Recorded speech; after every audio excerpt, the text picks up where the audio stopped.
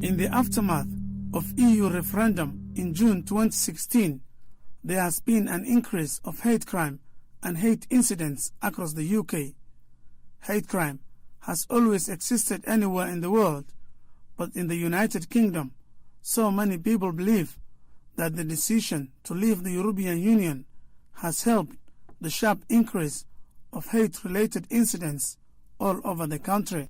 In terms of hate crime, Northampton has been one of the better places in the country, but that doesn't mean hate crime is over. To find out more, this program will investigate the current situation of hate crime in Northampton. Zahira Case is an English Muslim woman from Northampton.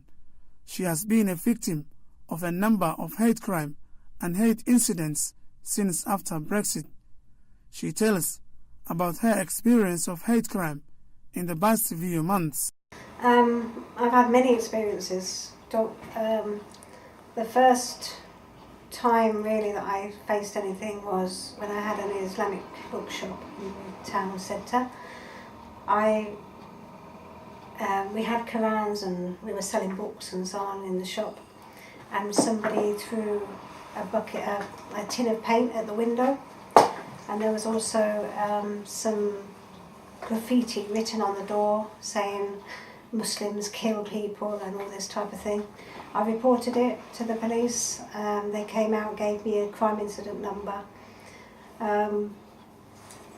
Many things happened in the shop. If Zahira faced those hate incidents while at her own business place, what do you think while she's outside? Again, let's see Zahira explaining about other incidents she experienced. I've been spat at 2 or 3 occasions on the street, just walking down the street with my children, and people just come and spat at my feet. You don't know what to do. You're quite shocked when these things happen, and it's difficult to actually, because I'm not somebody that actually goes back at people. I'm quite a tolerant person, and it's like, what do they do that for? You know, and you have to try and analyse why they do these things. Another incident was in Primark, and this was probably the most recent incident. I was coming down the escalator in Primark with my, I had 3 children with me at the time, and a youth, I wouldn't even say he was a youth, he was probably about 22, 23, and I believe there were some towels on sale at the bottom of the stairs, and he picked one up. He must have seen me before he approached me or before the incident happened, because he picked up a towel and put it on his head like a hijab, and as I was coming down the escalator, they were coming up the escalator, and as we were sort of like opposite each other, he put it on his head and he went, Allah, Allah, Allah, Allah. This English Muslim woman converted to Islam about 20 years ago, and she believes that all those atrocities are happening to her only because she is a Muslim. There's been an ongoing amount of, animosity. It's animosity that you feel that you're not, people don't want to talk to you, people don't want to look, people don't want to react to you, they don't want to speak to you. In fact, they completely sometimes ignore you or give you dirty looks. And it's sad, it's really sad, because I know my faith, and I know my faith does not allow people to kill other people in the way that some people are doing that. And we, as normal Muslims walking on the street, we are facing it on a daily basis. Zahira believes that being a white British has made things worse for her when it comes to hate crime. She says that her white color plus her use of Islamic dress are putting her under the spotlight. Being white British does not help. It's actually made things worse, because I had an incident at the school, at my daughter's school, and somebody was coming up behind me and they said, look at that white British, look at that English lady, what on earth is she dressing like that for? And obviously they don't understand the faith and why we do need to dress like this. but it's as if I've rebelled against the English. The Zahira case is the jail lady of a women's development group called Pearl's Peace. Her organization supports women, promotes peace, respect and understanding. Ikran Ahmed, a Somali mother who lives in Northampton and has experienced a number of hate crime incidents more recently, is now arriving here at the Pearl's Peace Center to meet Zahira as she expects to get support from her. Ikran doesn't speak good English, but at least she is trying to make Zahira understand about what happened to her when she went to a garage in Northampton to get service for her car, but instead she experienced hate crime from a man in the garage. People the garage and go in the garage, it's bad people. Well, that's a Bad man. Yeah, Mm. bad man. Mm. That's where religion and scarf and more woman and hate the car, the mental. That's why I don't want it done.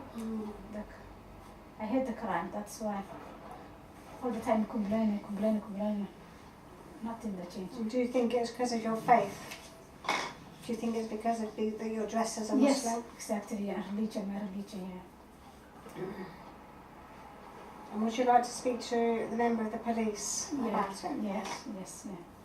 As such hate-related incidents are taking place in Northampton, the police are on standby, trying to end hate crime as much as they can. Roxana Bashir is hate crime coordinator for Northamptonshire Police. She says that hate crime and hate incidents are still taking place in Northampton, but the police are trying their best to contain them.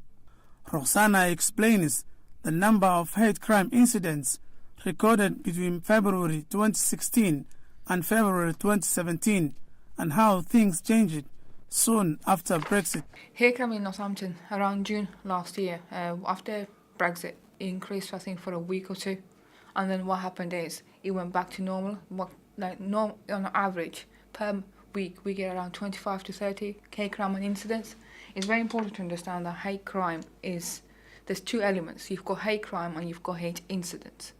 So when we actually give our stats, those are combined. So an incident, for example, somebody shouting you racial abuse. A crime, somebody drawing on your car window because of your religion. So when they put them together, we have about 25 to 30 per week, which is the normal average. After Brexit, the first 2 weeks were high, but then after that, what we noticed is that it went back to normal again. I mean, one of the reasons why we think it went high was because we create awareness, because people don't always think about hate crime. When something happens to you, you don't always think, oh, it's hate crime. You just think, oh, it happened. It's like any other incident. So it's awareness, it's working together with partnership, with other organisations like the council. We created awareness, we did a campaign, and that's when people started reporting more hate crime. So what's the latest statistics of hate crime in Northampton? The latest statistics, that's for the last year in Northampton, which I have right in front of me.